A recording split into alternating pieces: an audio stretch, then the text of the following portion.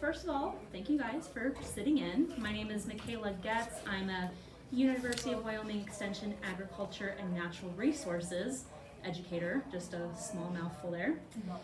And like I said, I do have a little bit of a broken foot right now, so I may steal a chair and kind of kneel on it a little bit, but we are in modern horse care considerations, so if you did not mean to come here, I won't judge you if you feel like you would like to leave right now. We're going to keep this super casual though, so please, if you have any questions, comments, concerns, interrupt me. Don't feel like you need to raise your hand, just interrupt me with any questions at all, okay? Alrighty, so we are going to start off, before we actually get into horse care, nutrition, what have you, we're going to start off with, how did horses actually come to the United States? First, before I get into it, does anybody actually know the existence of horses or the finding of horses? That's okay. No, I did not know until I was working with one of our specialists on campus, Dr. Derek Skasta. He's actually the one who informed me of all of this. So horses were actually first founded in 3500 BCE. And remember, way back when, we had basically 1 to 2 supercontinents, if you will. So horses used to roam, eat a little bit here and there for a couple hours, roam some more, and the theory is they basically walked themselves off the continent. They didn't actually, that's what some folks say, but they were hunted to extinction. Some folks today still do eat horse meat. Not very common here in the US, but it is more common overseas and in other countries. So we jump from that point, and then this is a photo here of what is believed for horses to have looked like. This personally, I think, looks a little bit like a Mustang, and it is said that horses originated being about the size of medium-sized dogs. So you started there, and you know what horses look like today, quite an evolution. So we jump from 3500 BCE, and then the extinction of horses, and the Pleistocene, probably said that wrong, era. That's when they go extinct in North America. And then we jump to 1493. And that is Columbus's second expedition, because remember, he didn't make it over the first time. On the second expedition, it said that on his ships he brought 25 horses.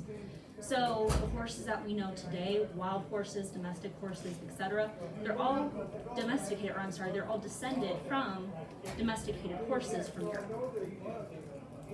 Even your wild horses, etc. So again, horses we know today, all descendants of livestock, and artificial selection. So, like I mentioned earlier, horses used to be small, about the size of dogs, much larger today. Obviously with that, your digestive system, everything like that is going to change. Can we think of maybe 2 things that would have led to that artificial selection that would have changed that digestive system in horses? One of them's up here. That was a good program. I'm glad they. Right, the reintroduction of horses to America. But what's the big second one that you guys can think of?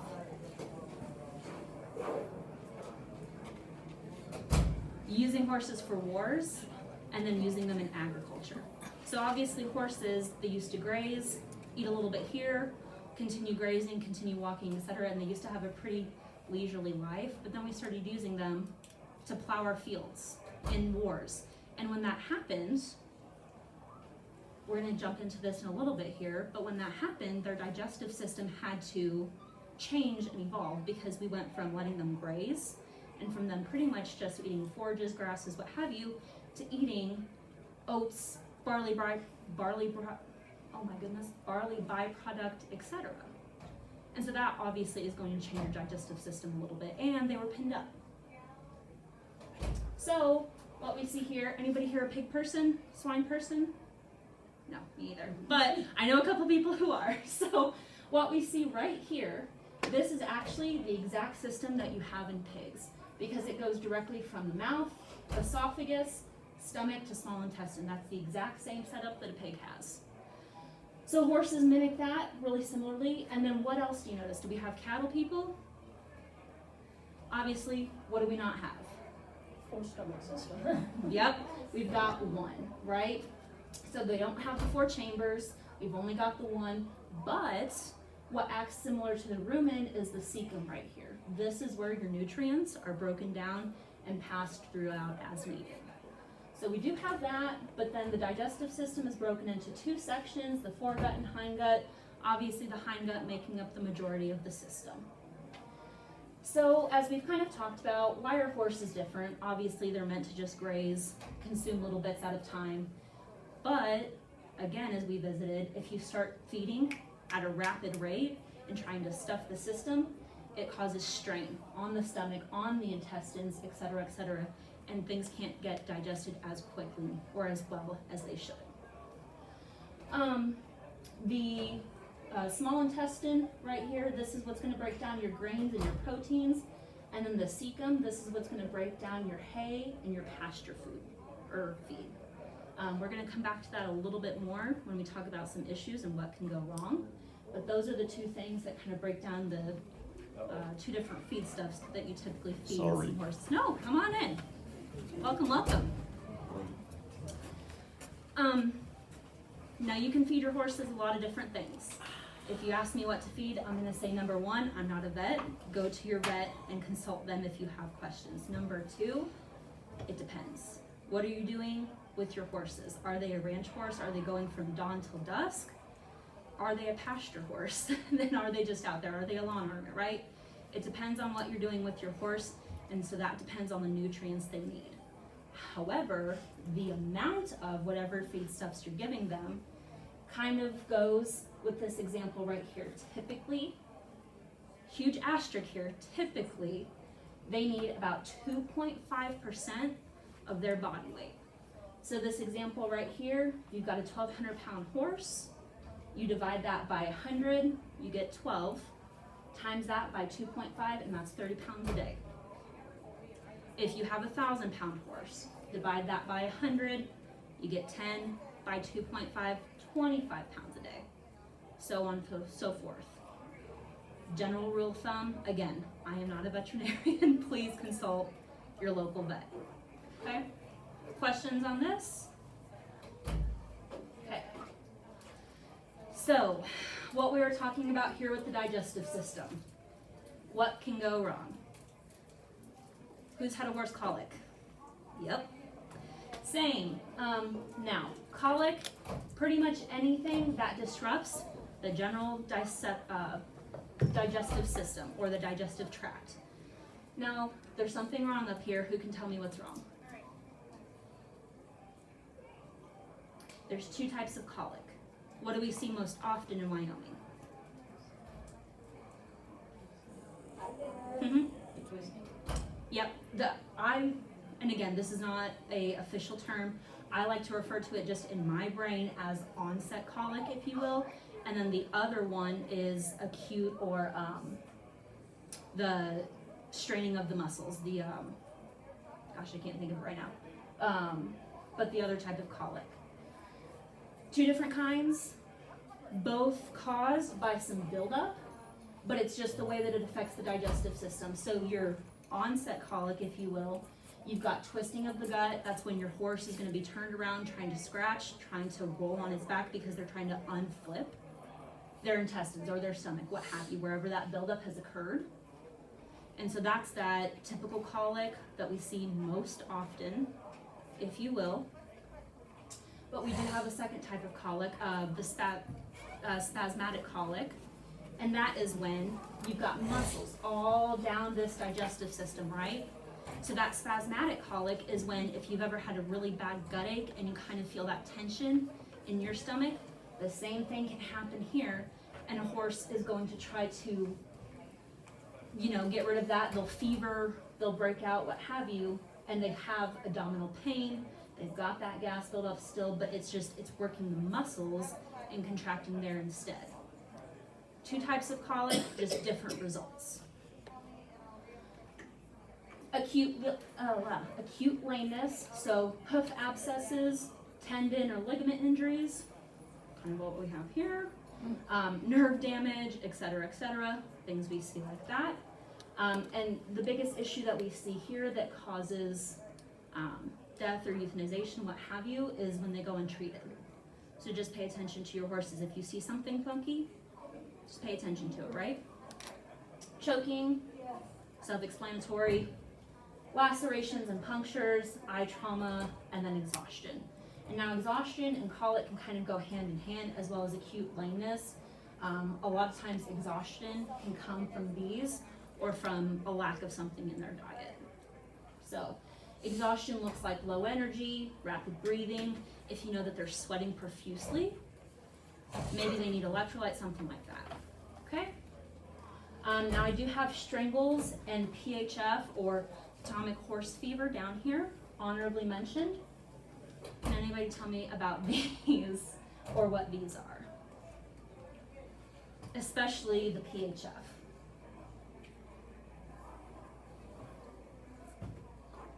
Okay, I thought you were gonna.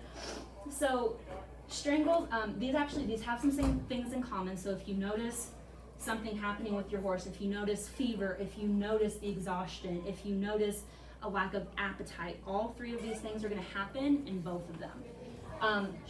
The issue with, I'm gonna jump over here to PHF, the Potomac horse fever. This was actually named because it was found in the Potomac River. The issue with this one is technically there's a vaccination. If you get it when they're foals or yearlings, what have you, technically there's a vaccination for it. It can help prevent, but there is no cure for PHF. Once a horse has it, they kind of have it. What's the symptoms? I'm sorry? What's the symptoms? Symptoms are fever, lack of appetite, the exhaustion, things like that. And they kind of go hand in hand with strangles, unfortunately, too. They look a lot alike. Now, this, you can't really pass from one horse to another. They have to... Isn't that the mosquito bite one? Yes. So you can't, like, if a horse comes in contact with your other horse, that's okay. They're not going to pass it from each other. You don't have to worry about that. But the reason I really wanted to bring this up is because in Park County, one of our just prominent, I guess, horsewomen, if you will, she brought it up to the state level and said, hey, I think we've had at least, I think it was approximately 10 cases in Park County alone. But there's nothing that, nothing that can fix this. So what do we do? What strangles look like? That's the hard part. I'd rather you stick your neck out. Do you want to stick your neck out? No. No? He said nope. So strangles, it has a lot of similar symptoms. You get fever, you get loss of appetite, and then strangles, and that's why I put this picture up here. So if you drink contaminated water, if you get bacteria, that comes from, I'm probably going to say it wrong, streptococcus. It's close. Can you say it correctly? No, yeah. But the version for horses. And so that's what it originates from. There is a type of vaccination or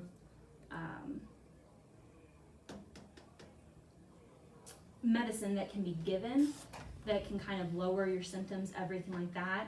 But again, it's not 100%. Studies show that it does help, but it's just not. It isn't 100%. It's So pretty hard to get rid of. it is. So watch out for these. You don't want to treat strangles for anything with antibiotics.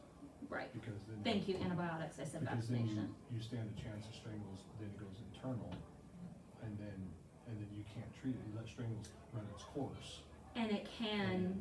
Generally solves itself Yeah. without treatment. I lost a horse to antibiotics. Yep.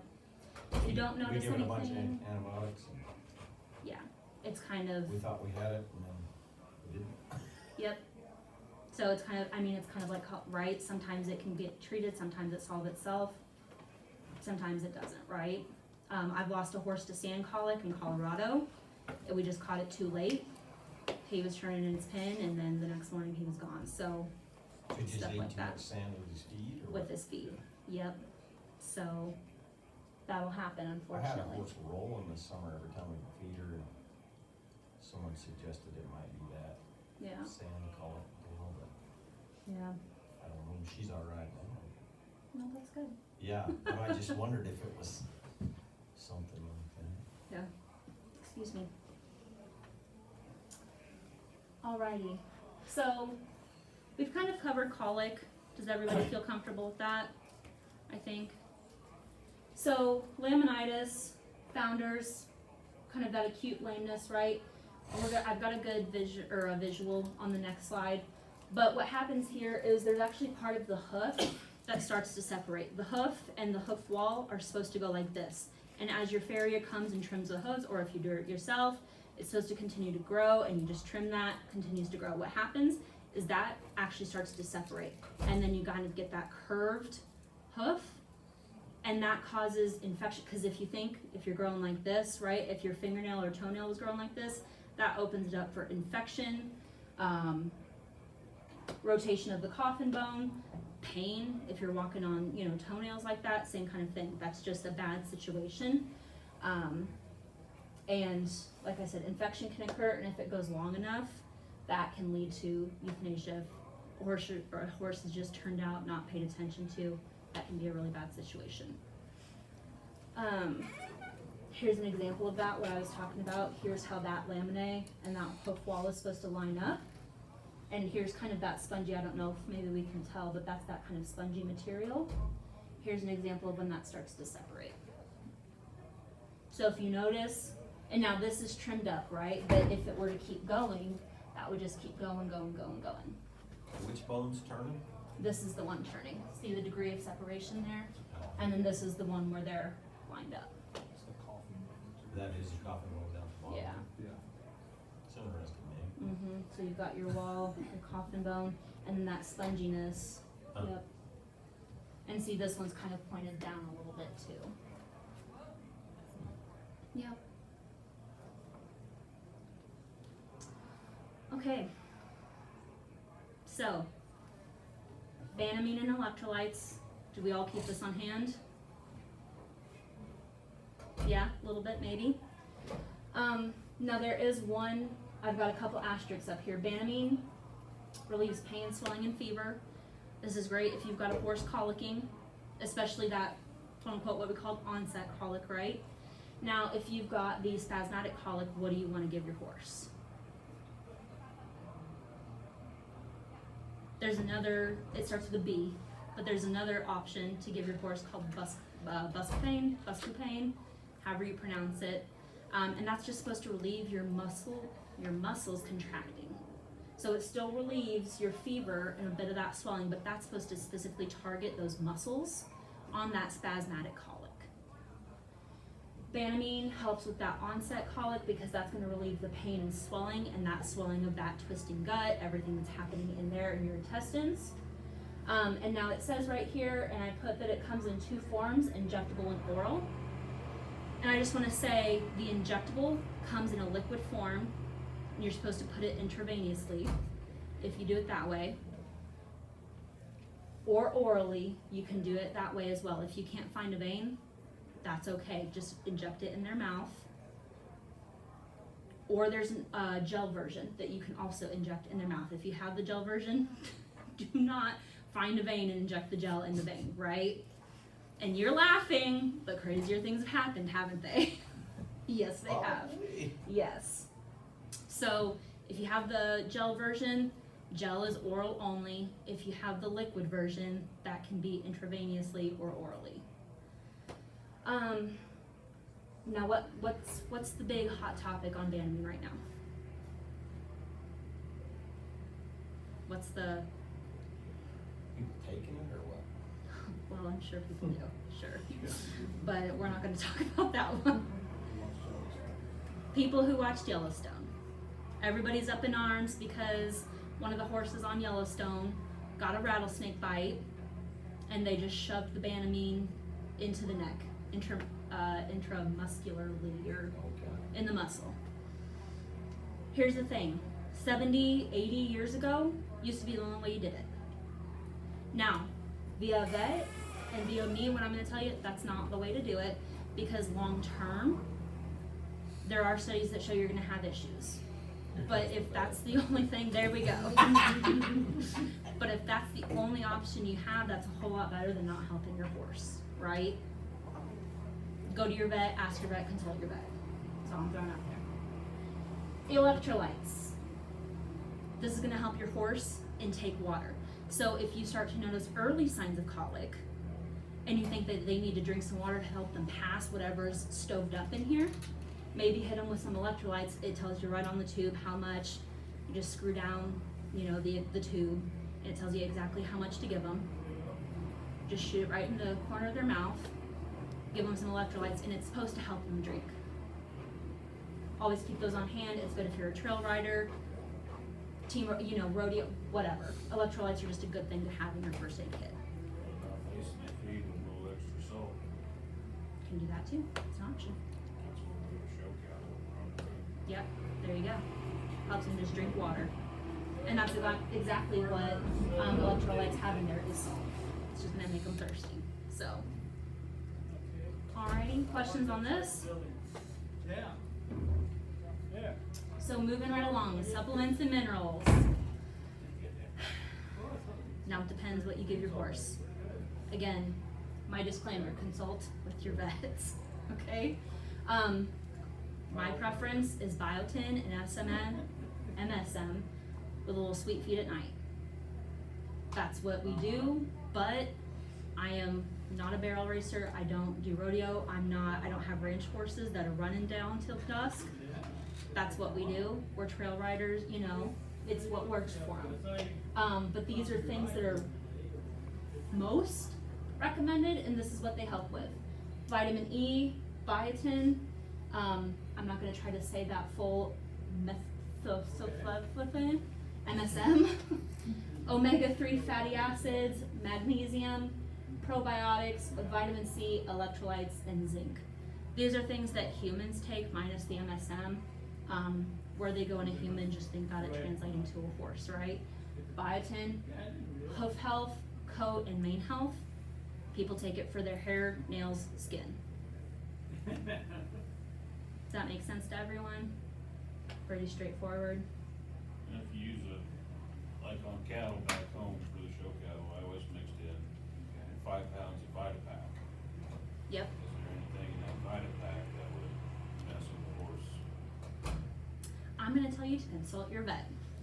I'm not, yep, possibly, but I guess I would venture to say maybe not.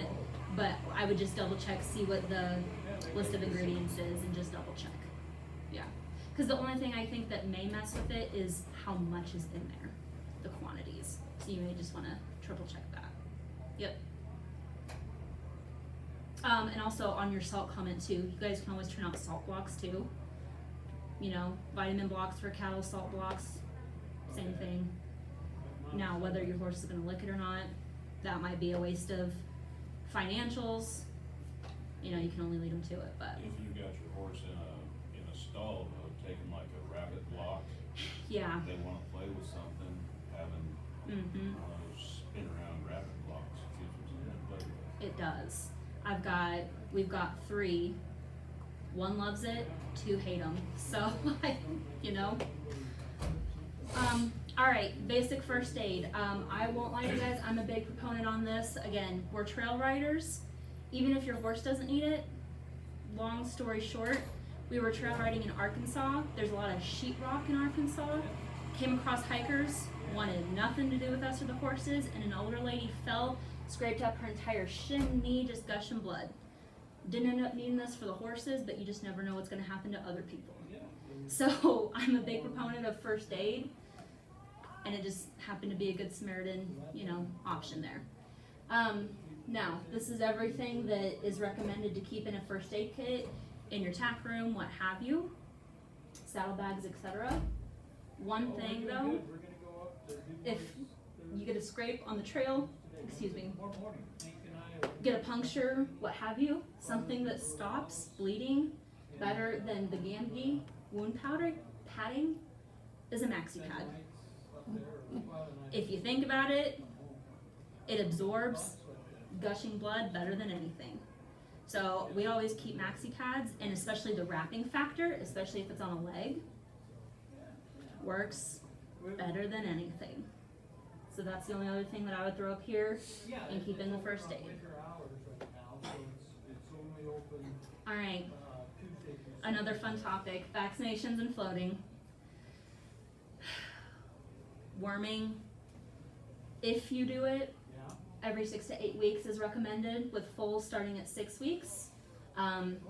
If you don't do it, just watch out for signs that you may need to, and you can do fecal or blood tests. Sure, absolutely. That's a consult your vet if you'd like to or not.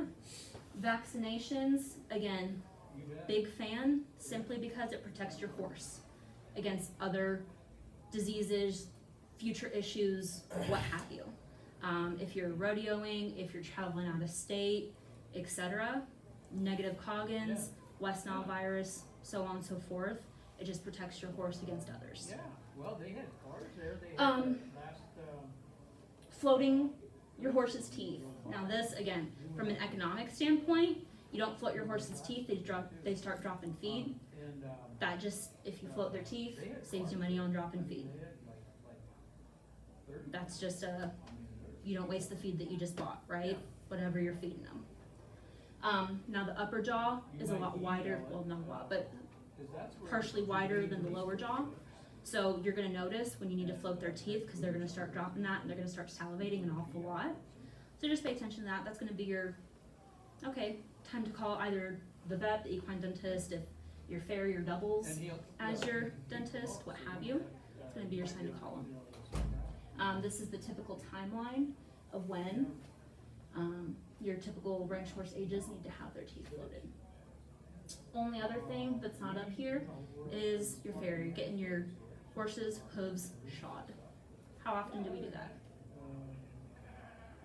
Every 6 to 8 weeks. Yes, ma'am. Yep. Yep.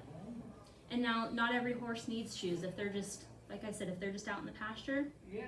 I've got a red roan that doesn't have any shoes on. No harm, no foul. We've got 2 others that do, so it's just whatever works, right? It's up to your discretion, whatever you need.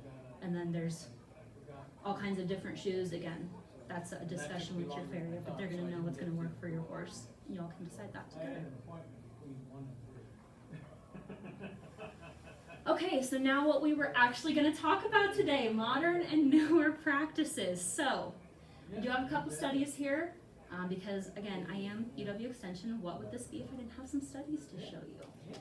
So, hydrotherapy. Has anybody taken their horses to hydrotherapy before? Or an aqua tread, what have you? Snake River, does that count? On, Here it yes. is lameness. Yep. Yep. Now, the only thing I'll say with that is if you've got different horses, they're different gaits, everything like that, they may need different things, but yes, best home remedy there. So hydrotherapy, it aids with your range of motion, inflammation, pain relief, aerobic activity, and bad flexibility, so on, so forth. In 2019, Texas A&M AgriLife Extension did a study on limb acceleration, and they found that the water reduced hoof shock by 30%. So if you think about yourself running on the concrete versus maybe a treadmill or running in one of the therapy pools at the rec center, what have you, reducing that shock by 30%. Same type of thing, right? It feels better on a treadmill versus hard concrete. Same for a horse, feels a whole lot better. So they found across that it reduced that shock on hoofs by 30%. In 2013, an equine therapy center in Belgium found that increasing water depth, so the further that you submerge your horse, it actually increases their back flexation and rotation. And so why is that a big deal? Why do we want to help with that? Who rodeos? Who has rodeoed before? Who has kids that rodeo or grandkids?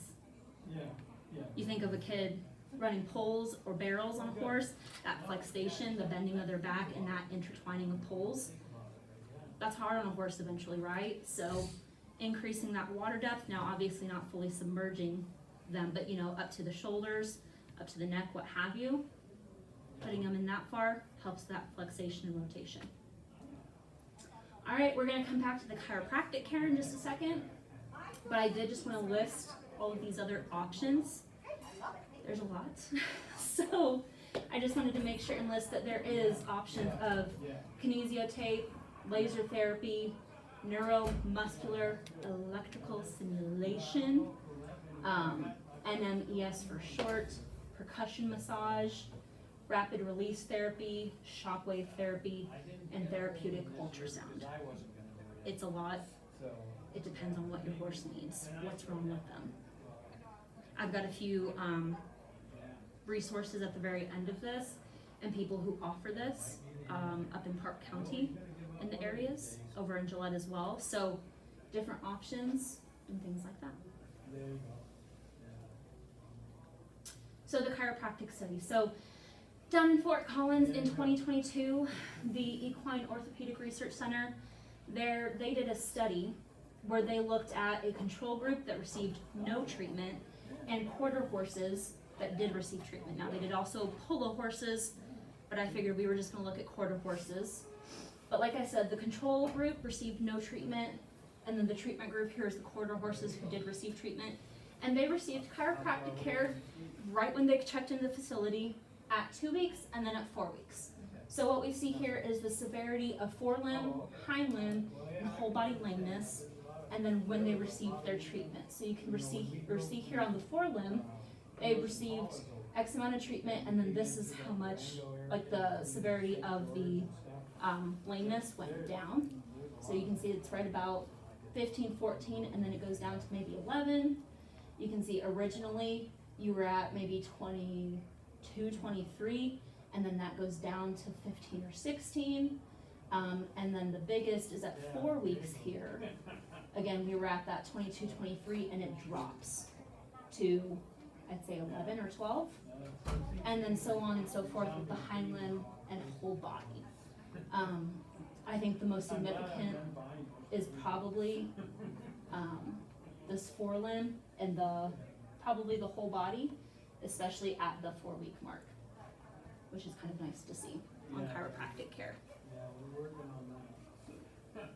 Not very hard. For this chart, we've got stiffness scores across the vertebral region of the quarter horse, so that vertebrae going down the back there. You've got your cervical withers back in lumbopelvic region. Again, you've got your control group, treatment, so on and so forth. So at the 4 week mark, you were at, maybe 11, and then that dropped for this, the stiffness score. That dropped to maybe 6. Over here, the control group was at maybe 2 or 3, and that dropped to 0. And then we've got, I would say maybe 10, and that's down to about 5. And then again, at 4 weeks, we started off with, is this my little one now? I don't know, okay. On that pelvic region, you started off with about 16, 18, give or take, and that dropped to 12 on stiffness levels. So that's just kind of showing after about 4 weeks of treatment, that chiropractic care really starts to sink in on stiffness, on different parts of the vertebrae. And then again, How often were they giving the chiropractic treatment? right when they checked in, 2 and 4 weeks. So they gave the treatment again on those instances? They did, yep, in those same areas. Absolutely, yep. And then this last one is the summed up lameness of the entire body, so that forelimb, hind limb, and whole body. And we can see, like I said, that there's just significant drops at that 4 week mark. So at that first checkpoint, there's a little bit, but then you really see that they drop at the 4 week point. 2 weeks not as pivotal, but that 4 week is where you start to see that. Especially, I think it's really prevalent right here at the hind limb.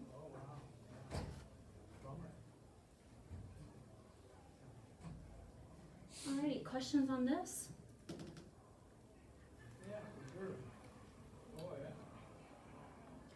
Alright, well, that is what I had for the most part today. These are the resources I mentioned. So online resources, there is AQHA and UnitedHorseCoalition.org. They put out good blogs on, new up and coming topics, new resources, what have you. AQHA puts out good resources on, do you have range horses and do you need this? Or are you running a broodmare program and do your horses need these nutrition or nutritional aspects, what have you? They've got a whole chart on how much nutrition horses need at XYZ stages. So there's some good resources online there. And then the in-person resources that I mentioned, of course, your local UW office, your local vet, of course. And then in Matitsi, for an aqua tread, there is Jennifer Lewis. She runs Matitsi Rehab Center. I think she has a few other machines as well, but she does, of course, have an aqua tread. And then in Gillette, Pure Equine. She is a chiropractic and homeopathic center for horses for equine.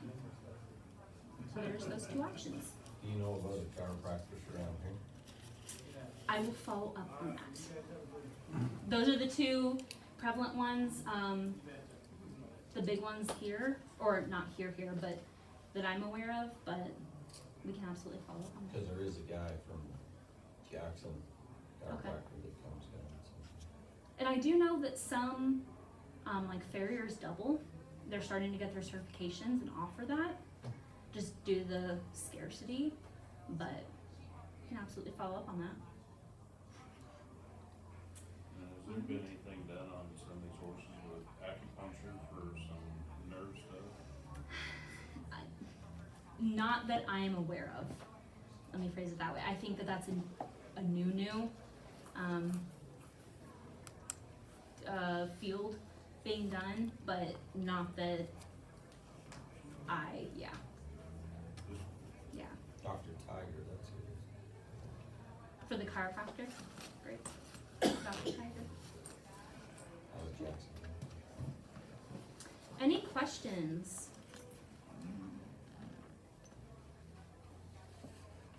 Okay. Well, that's what I had. Thank you guys so much.